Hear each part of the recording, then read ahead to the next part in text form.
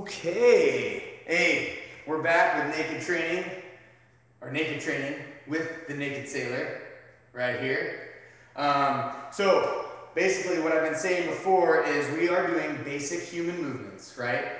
Number one, up, down. We'll do hip dominant, quad dominant, and spine dominant. Push, pull, twist, and locomotion, which is doing the movements to create movement from point A to point B, right? Walking, bicycling, swimming, running, things like that, right? Crawling, whatever.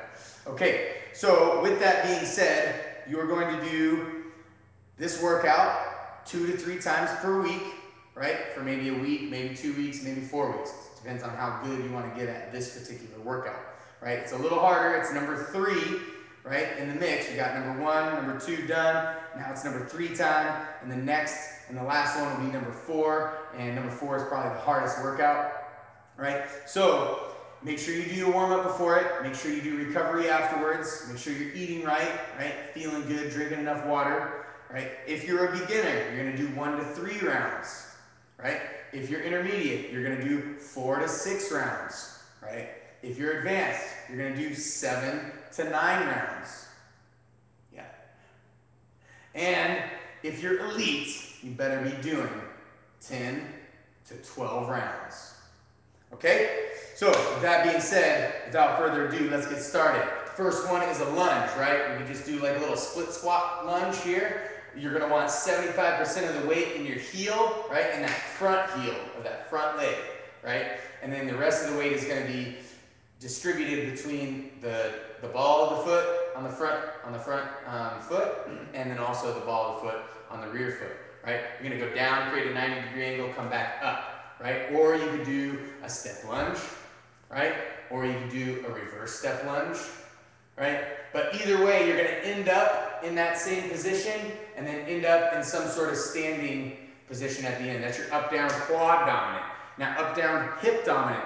We're going to do cherry pickers, right? Cherry pickers. So I'm going to spread my feet, double hip width, double hip to shoulder width, and I'm going to touch down, squatting a little bit, right? Touch down between my feet, once, twice, 3 times, back up. Once, twice, 3 times, back up. Moving from front to middle to rear and back up. Right? I'm going to do each one of these exercises 20 seconds, right? No rest. If you need to have rest, go ahead. But even for the beginners, you're only doing 1 to 3 rounds. You really don't need that much rest. You can just pace out your workout if you need to and then slowly get faster until you're elite. Doing it fast, 20 seconds each, 10 to 12 times, right? All right, after your cherry pickers, we're going to do a reverse crunch.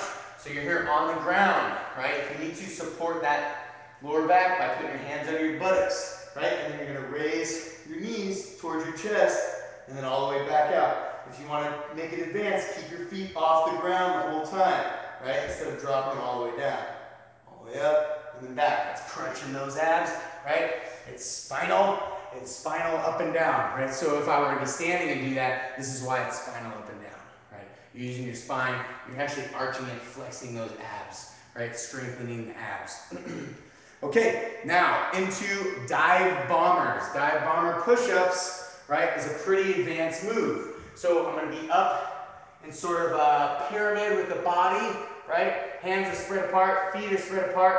I'm going to dive bomb like a dive bomber, come down, head up, and then if I want to make it technical, I'm going to do the same movement to get back, or I'm just going to come straight back into this pyramid shape, right? Boom! 20 seconds of this dive. Hi! Oh, let's get advanced with it. Hi! Wow! All right, 20 seconds, right? Now, after the dive bombers, we're going to do some sort of pull-up. So this is what I'm going to do. Actually, I'm going to go ahead and move these water bottles off, right? I'm going to make this a crazy, crazy advanced movement, right? But I only have this chair, right? So what I'm going to do is I'm going to put this chair underneath me, right? And then I'm just going to create my pull-up by pulling on this chair, right? Pulling my arms on this chair. So it's like an isolated movement, right? If I had more room on that chair, I'd pull myself all the way up.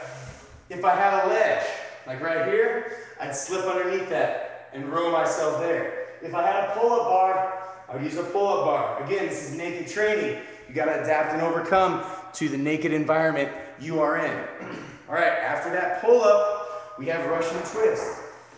Russian twist. Hold on. I have somebody at the door. Okay, Russian twist right here.